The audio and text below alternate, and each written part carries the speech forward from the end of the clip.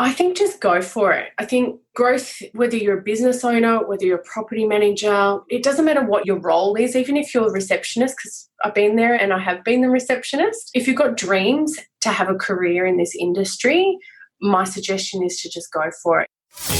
You're listening to Elevate, the official podcast of Elite Agent for real estate industry sales professionals, property managers and leaders. With thanks to our partner Connect Now, Elevate brings you the best tools, thinking and strategies to elevate your results. To download your written action guide from this podcast containing extra tips, links and shortcuts, visit eliteagentelevate.com. And for more information about how Connect Now can make moving easier on your clients, visit connectnow.com.au. Here is your host, Samantha McLean. Welcome to another episode of the Elevate podcast, where we delve into some of the most interesting minds in business and in real estate for the very best tips and strategies for you to implement to elevate your business. I'm Samantha McLean, editor of Elite Agent and host of this week's show. Joining me today is the founder and CEO of Property Management Virtual Assistant, otherwise known as PMBA. As well as being an expert in her field, her career in property management and training has spanned over 20 years. Welcome to the show, Tiffany Bowtell. Hello, Sam. How are you? I'm really well. It's great to have you with us, virtually no less. Yes. Which sort of leads nicely into our first question. Now, you are a new regular in Elite Agent.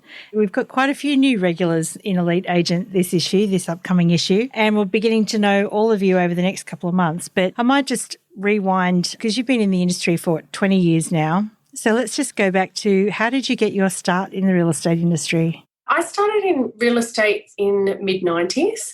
It was the recession that we had to have, that recession. Funnily enough, we're back in another one. And so I was looking for a career to do with people. I love helping people and I like being around people. And I was really looking for something coming out of that was people orientated. I was living in Melbourne, and the real estate scene in Melbourne was really big at that time, and it just seemed like a pretty good match. Yeah, I was just attracted to the whole idea of property, people, and just getting into a scene that had a lot of energy in it in Melbourne back in those days. And I started on reception when I first began my career there in an office that had actually been around for about 80 or 100 years or something. It's called TG Newton's out in Oakley. Very small corner office, but has been around a really long time. And at the time, they were probably one of the bigger Genman offices, and they had a structure, they had training. From the day I started on reception, I was hooked on the whole process of a systemised real estate business, even way back then. And you've had some interesting roles since then. So can you tell us a little bit about your journey in real estate over the last 20 years? Yeah, so I think I've pretty much done everything inside a real estate business except own one. So when it came to business ownership, that's about the only thing I haven't done. But in terms of business development management, operations, recruitment, trust accounting, property management, portfolio management, everything from new building construction and working with developers right through to on-site management, and pretty much everything in between. Over that time, I worked in Victoria, mostly around Melbourne area to start with. Then I took off and went to London, and funnily enough, I went on a Kentucky tour, which was the thing you did back then in the 90s and early 2000s. And I met a girl on a Kentucky tour who was from a Ray White office in Sydney, and she had a job in London. She was like, come work with me in property management. So my 6-week trip turned into a 3-year stay in London working with her on High Street in Kensington. And then I came back to Australia again and went, okay, let's get back into real estate here. Before I knew it, I was living in Hong Kong with relocations in Hong Kong, including some travel and some other bits and pieces. So then I came back again and went, right, now I'm really going to focus on real estate in Australia. And I met someone and chased a boy to Brisbane, which did not work out.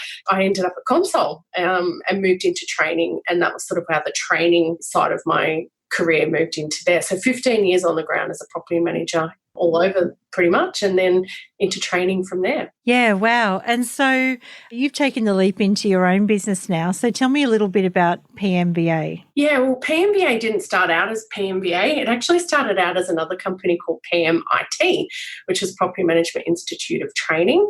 And I ran that business straight out of working at Console. So I had worked at Console as a trainer and honed my software skills and industry training skills working there.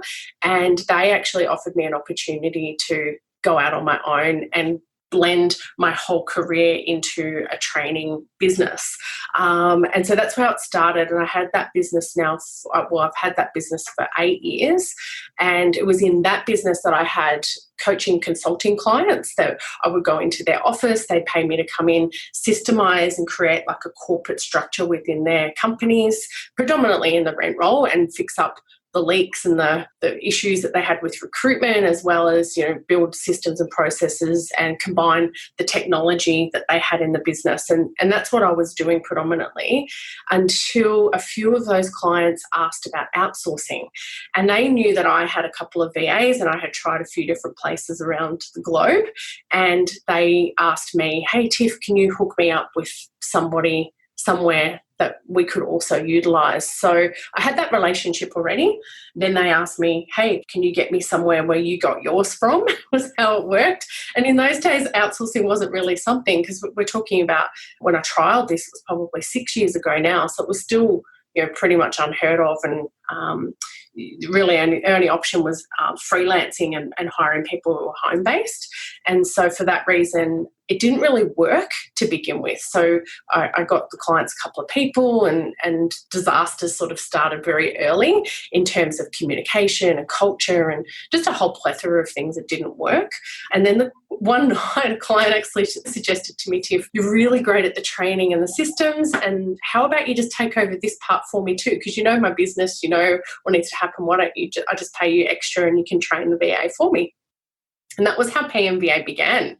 So I spoke to a couple of other clients that had done the same thing, and they were like, yeah, we think you should take this over. So I ran both companies to start with, not knowing whether one was going one way and one was going the other, and just sort of testing it to see whether it was going to be something. And within 12 months, it was very evident that there was something there. And as a result, I packed up PMIT and blended everything that I call it the 8 years of research, and melted that into PMBA. So we still have all the training videos that we now use in our training academy in the Philippines that I built and designed way back then. And we still use that context. It's classic. A routine inspection hasn't changed in 10 years. It's still a routine inspection. So it was a blend of those things and an evolution really to create sustainability and systemization still for the client. So with PMBA as it is today, what are the biggest problems that you solve for your clients in the real estate industry? It's funny because it's the same problem still from the training business, the outsourcing business solves. Growth is one thing that a lot of people struggle with. I think most real estate business owners want to grow, whether it's their sales or rentals, they want to grow their business. But when you're growing a business, what tends to happen is you have all these milestones and roadblocks that get in the way. Because in your mind, you're like, oh, I just want to go from 200 properties up to 800, or you're not maybe even as ambitious as that. Just an extra 100 would be amazing. Yeah. But how you manage 200 is definitely not how you manage 800. And there's different ways to handle those milestones as you go along. And I think that's probably one of the biggest things is most real estate business owners don't tend to have a corporate background or sales agents that have come into the industry. And so there's a lot missing in the industry around the education on what to do and when to do it. And I think that's probably the biggest thing that we solve is those areas of the business. When do I recruit? How many people should I have in my EBU or my effective business unit, or at what point do I recruit the next property manager? When do I put on a sales associate? All those questions. So recruitment's a big one. Growth is another really big one. And then you get all the people problems when you grow. So then you have culture issues and retention of staff and retention of clients, and how do we have a good client experience so that we're not just growing our business, but we're keeping the business that we've got as well. So there's a plethora of stuff that we really, but through outsourcing, what we're trying to do is really tackle the majority of those problems by stabilising the systemization of the business and having people in place that do the mundane admin stuff. That's all part of the bigger picture so that the client and their team are essentially free to really focus on the customer experience and retain the client. Yeah, absolutely. So this kind of solves the problem in a way of like anyone can go and pick up an outsourcer, or we've done it too in our business. So I remember in the early days I was always on Fiverr or Upwork, and I had a couple of really good experiences, but I had a couple of disasters. Me because because I can remember once I outsourced this web job to someone and ended up screaming to someone in India about how terrible it was. Because I think as a business owner, you're lured in by the low cost of employment in countries like the Philippines and India and Pakistan and places like that. But then you're not actually in for all the other things that go with it. Like, you think you're just going to get a job done, but there are different levels of expertise and all that sort of thing. So this is what you're solving with PMBA, isn't it? That you actually have the people, but you overlay your own systems, processes, training, all of that sort of thing, so that the business owner doesn't actually have to worry about that sort of stuff. Correct. And I think that's what's been missing in the industry up until we really started and prototyped this new model. And that was why I was really adamant about setting up. I could have just gone over to Philippines or another location and set up a recruitment business, essentially is what I call outsourcing. Most outsourcing companies are just a recruiter. They'll recruit a Filipino worker or an overseas worker. They'll pop them in a chair and then the client's got to do everything. And there may be a few workflows that they'll throw in here or there, but the majority of the time people running their outsourcing companies aren't from the industries and haven't worked in the industry. So it makes it difficult for them to even understand the client if they haven't done it, if that makes sense. And so it is a lure to go into the cheaper end to get that. Because you think, I'm not really paying much, so my commitment level is low, but the risk is really high and the success rate is very, very low. And so that's what we were trying to do, is go, this is our area of expertise. We've been in this game a really long time. Prior to the outsourcing business, I had systemized the back end of nearly 8,000 offices that I had been to across that 10, including Console, almost a decade. And so I had roadmapped all of those companies that they paid me to consult to, and I had this huge resource of roadmaps to run a business. And so that's what you pay a little bit more in our model. It's still very, very low cost, but you pay a little bit more in order to expedite the time that it takes to do that, because we've done it so many times now. We're still bespoke though, and so every client is unique and every client's systems must be customised to their culture and the way they want to grow their business. So whilst we have best practice, we still allow that level of consulting at the very early stages to make sure we're really on the same page in order to get the best results. Yeah. Have you seen an increase in outsourcing with COVID at all? Not in the early part of COVID. I think in the early part of COVID, we had people panic. Although that said, I've got to say probably less than 10% of our client base panicked. There was definitely a few that absolutely lost their minds. But the majority were actually they took it really well, and they didn't panic. They waited until the government body gave the structure to follow, and especially the institutes in real estate were fabulous at handling the responses, and I think that really reassured the agents, and that really helped with the outsourcing component. So we didn't explode by any means. It was just steady. And, we had a shutdown too over there, and everyone was working from home, not just our business, but our Filipino workforce also was shut down. And as part of the agreement, you have to have redundancies in your business to keep going. And so we pivoted on the same night. So we actually got notice at about 10 o'clock that night, and we had till midnight. So we had we had about 2.5 hours to move our workforce to home base, and we weren't prepared, and it was crazy. But we had 95% of our workforce up and running at 9 o'clock the next morning, and we did that for 6 weeks. We've been back fully operational now for 2 months, and in that period of time, we've seen a massive amount of inquiry into outsourcing. That has really now picked up since end of financial year, June, July, it took off. And for that reason, we reinvested our capital back into buying everybody in the Philippines a second computer. So now everybody has a workstation on standby at home, and they have their workstation at the office. So the way we run it is the client's data remains hard in our office through our servers and our protocols, and the VA then remotes into their workstation at the office using like a team viewer and a secure protocol, so that the client's data is still located in our secure office. It doesn't actually go home with anybody, which is, again, really unique to have that type of experience. So client's data is everything. Yeah, absolutely. Especially, when you're dealing with people's personal information and all that sort of stuff. I hadn't considered that. So in the Philippines, we have an outsourcer as well. She went home. So that must have been a challenge for you too, to get everyone out and working from home. But I suppose now that you've done the work, if it happens again, you're all set up and ready to go. We are now. But, our clients, that's what they're paying us to do. They trust us enough to be able to take care of. One of the unique parts about our business is we have a backup guarantee. And the reason we have a backup guarantee is because we do the training and the onboarding of those virtual assistants. So for our clients, whilst they love to have the relationship with their virtual assistant, that they do get to have that, it's not the service isn't pivotal on one person. It's pivotal on the company itself. So if the VA leaves or doesn't stay in the job or has personal things, we always have somebody else available as a backup.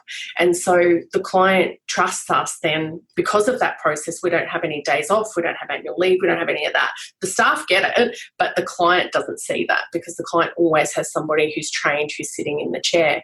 And so when you have that level of trust and the client's basically pinning their whole structure on having you available, you've got to be available. And so you've got to have all those redundancies in place to de-risk the relationship. So what sort of jobs are people outsourcing at the moment? Because I know there are kind of ebbs and flows in outsourcing the same way all trends kind of run. So what are the sort of jobs that people are looking to offshore at the moment? Yeah, I think that's remained pretty consistent, actually. So for the first couple of years, we stuck mostly to the property management sector, and we stuck predominantly to traditional during the tenancy stuff. So it was maintenance, lease renewals, routine inspection, everything that's admin related.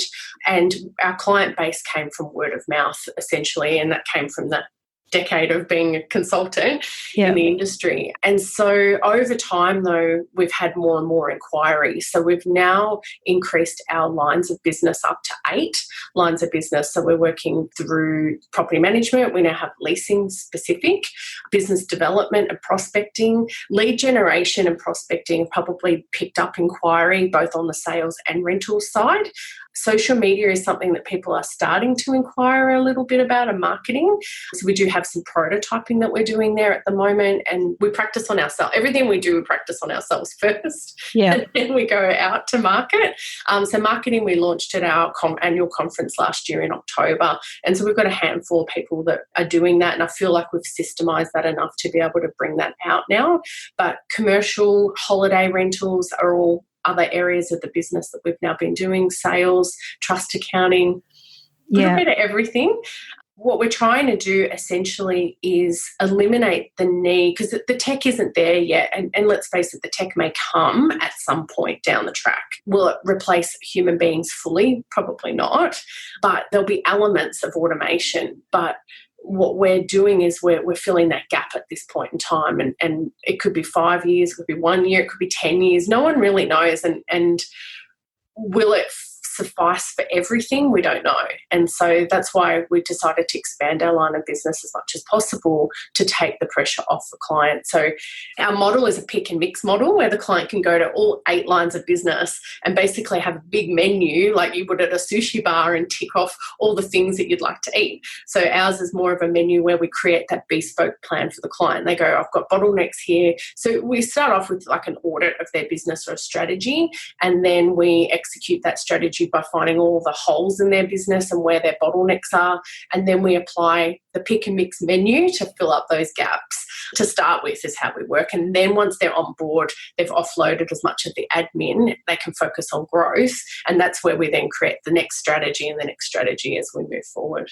Actually, that was going to be a question I was going to ask you. So a lot of people have got growth on their minds because obviously with scale in a property management business comes with greater profitability, or you would hope so at any rate. So what sort of tips, given your couple of decades of experience, what works when you want to scale and what doesn't work? Oh, that's an interesting question. That's a good question. I think what works is the first part is understanding your client and understanding what your clients' needs are, and then creating a service around what your clients want. So I think that's kind of the first part, is understand what your customers actually want and need, and then design your service around that. Once you know then what your ideal client looks like, who they are and what they want as a service, I think then you can start to plan, okay, we're at 200 managements now, for example, or we might be at 20 sales a month. We want to increase that or 4x it or 2x that. Then that's when you start getting into departmentalizing your business. So looking at different departments, looking at the talent that you've got in your business. And look, to be honest, most people will remove staff and put on staff. There's a lot of movement around acquisition of talent in a business that's growing. Not so much in a business that's just consolidating, if that makes sense, because you've got to attract the right talent into your business so that they can lead themselves to keep the growth happening, because no one wants to micromanage employees as best as you possibly can. So systemizing the business is really the key then. So knowing where you want to go and getting that vision, and then systemizing your business. So, essentially everything, and it's funny because most companies that start with us don't have this to this degree, but really starting to look at your business as an actual business, or a business development company that delivers sales or rentals as a service.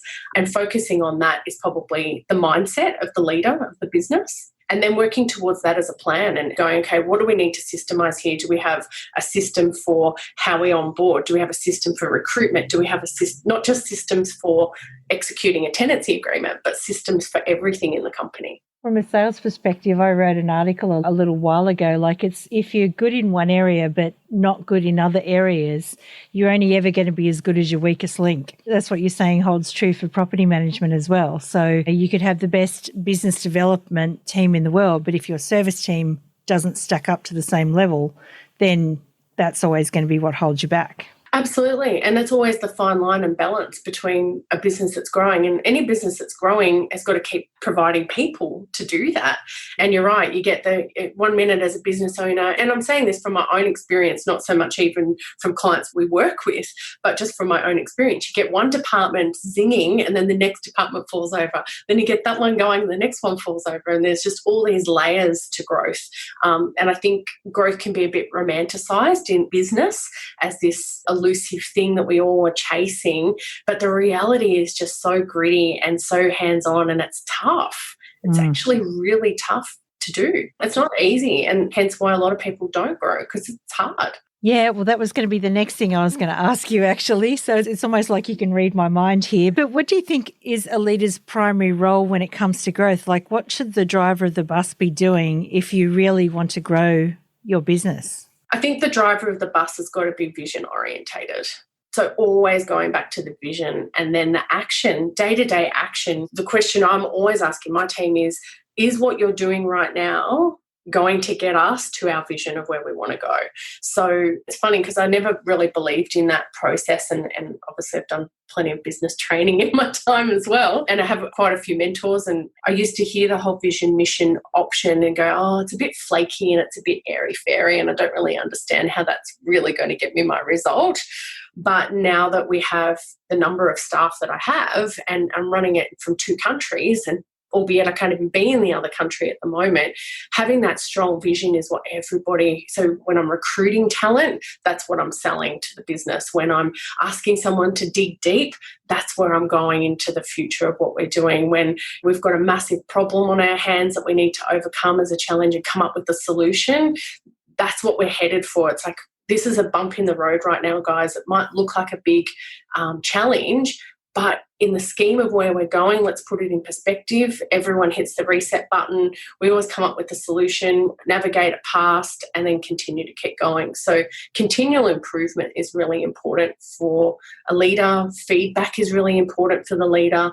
But the leader's job is to sell always to the staff and to the team where we're going. Where are we going? What are we doing? Let's keep moving forward. You lose a customer, all right, well, we lost a landlord today, but let's pick up our socks and let's go find the next one. Let's go win another 2. Yeah, that's it. Yeah. That's exactly it. Because I think that's the key, is to just be vision orientated. Yeah. COVID has put the brakes on quite a few businesses lately, But I've also noticed that there are some businesses that are actually growing during this time. Like in property management, they've sort of worked out more efficient ways of doing things, particularly in the area of inspections and people and that sort of stuff. What have you seen out there in property management world? Have you seen a similar thing? Have you seen businesses growing too? And what are they doing to grow? Absolutely.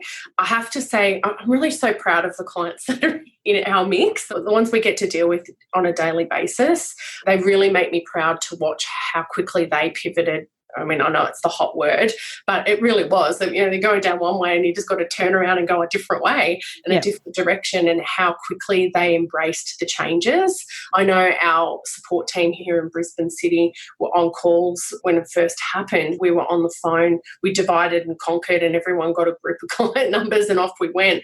And we were creating all different kinds of stuff because the software wasn't even quite ready. Like Property Me hadn't brought out something yet, and the software wasn't even quite ready. So we invented Jotform and a whole bunch of other Zoom links that we could use that the tenants could fill in forms, and we pivoted and helped clients change to that. So all of our clients embrace the change and have moved forward. But I definitely have seen other things, and obviously Sandra and I do a lot of our cold calling, and there's just story after story where people are still deer in the headlights, haven't moved yet, are still thinking about it but don't know where to start. And so that's where I know for sure the whole industry didn't move, but they will eventually, I think. And that's kind of the blessing about COVID is it's forced us to make the changes that were probably long overdue.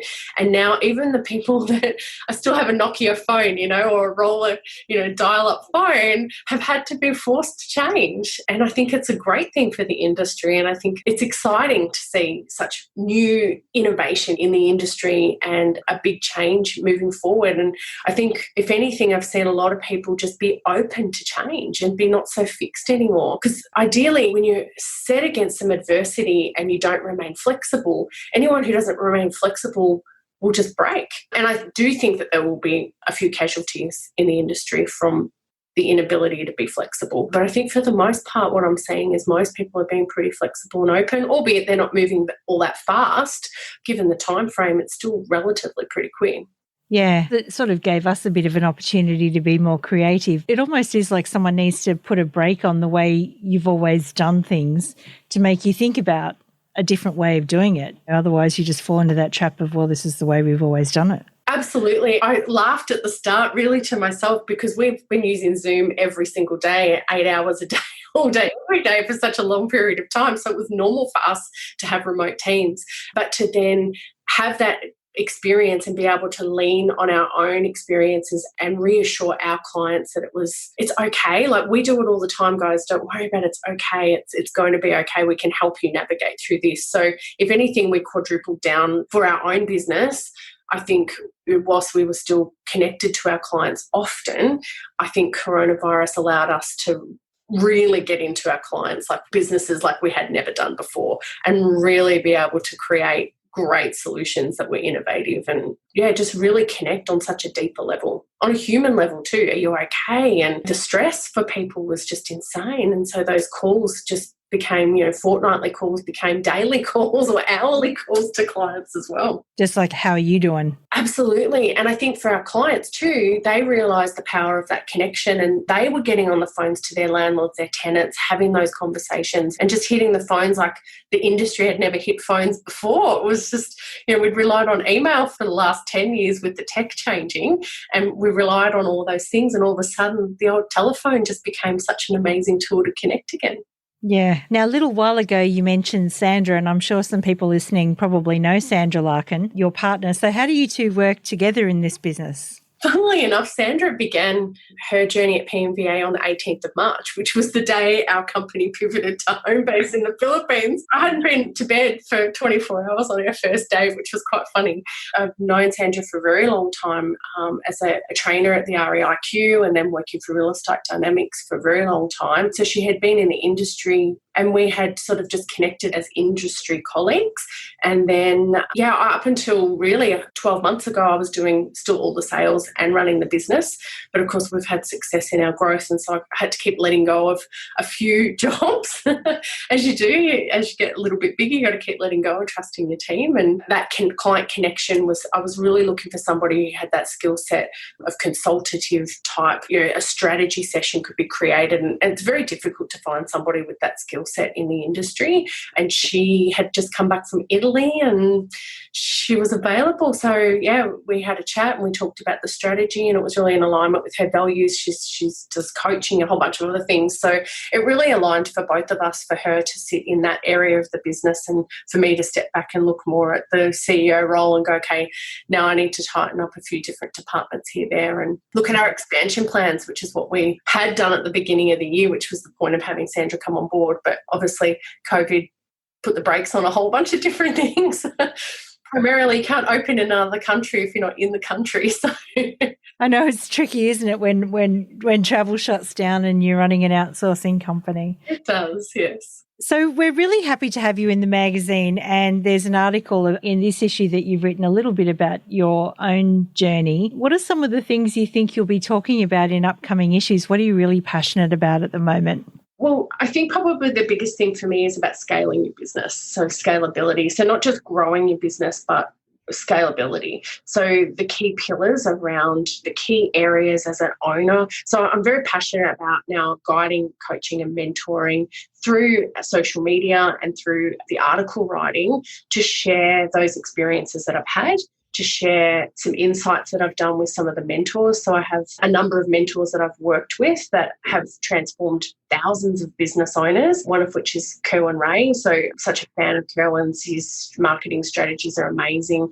And since coming on board with Kerwin, I find my own social media journey and marketing journey has really been elevated and been able to get that message out. So I'm keen now to convert real estate business owners into corporatizing their companies and really looking at their maybe corner small real estate office that they've got and who want to really grow and who really want to work in their business every day on what they love to do rather than having to work, I guess, effectively on all the components. On everything, yeah. Correct, because you have these growth ideas, but then executing them as one person is really difficult. And I know when I started this business, I started in my back bedroom in my apartment at Woody Point out at Redcliffe in Brisbane. And for the first 2 years, I worked from home in my back bedroom and I was the only employee in Australia. We grew from zero to, I think I had 25 staff before I hired my first Australian employee and moved everything to the city.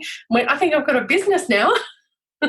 And that journey. And so I meet a lot of real estate business owners that are at that point and they want to get there, but they just don't know how. And so the content I want to write about in the articles and social media messages, outsourcing is outsourcing. I think for the most part, people get that and what it really is and our unique difference in that. What I'm passionate about writing is about how you can scale your business. So we're based in 3 countries. We've got New Zealand clients as well. Now we're looking at our 4th country, which we're looking at the UK next. And how do you have a team of 200 people and multiple countries? We're managing more than 60 different software programs. We've got nearly 100,000 properties under management that we're doing admin and leases for daily. We process 2 million bills a month. It's really big. And I've learned a lot of lessons and I've made a lot of mistakes.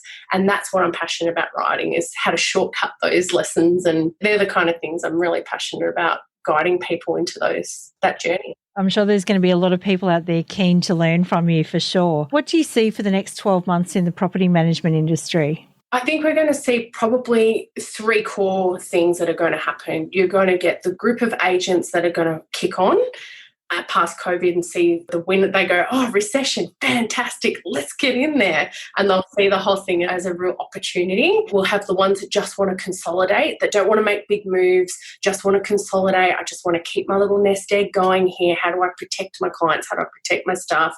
How do I save costs and keep my doors open? And you'll get probably the majority that will want to sit in that category. And then you'll have the ones that just will not change. And unfortunately, we might not see 12 months from now either. There'll be a bit of a change, I think, in that regards, but I think there'll be the 3. There'll be the ones that want to move, the ones that will just want to stay put, and then the ones that will probably drag behind. Do you see the trend continuing where something we're seeing a lot is consumers want to be able to pick and choose their own bits of the service that they want to take on from a property manager? Will that continue?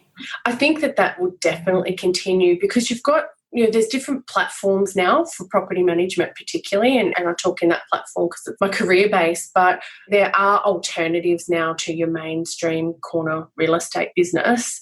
And because of that, it's going to give landlords more choice.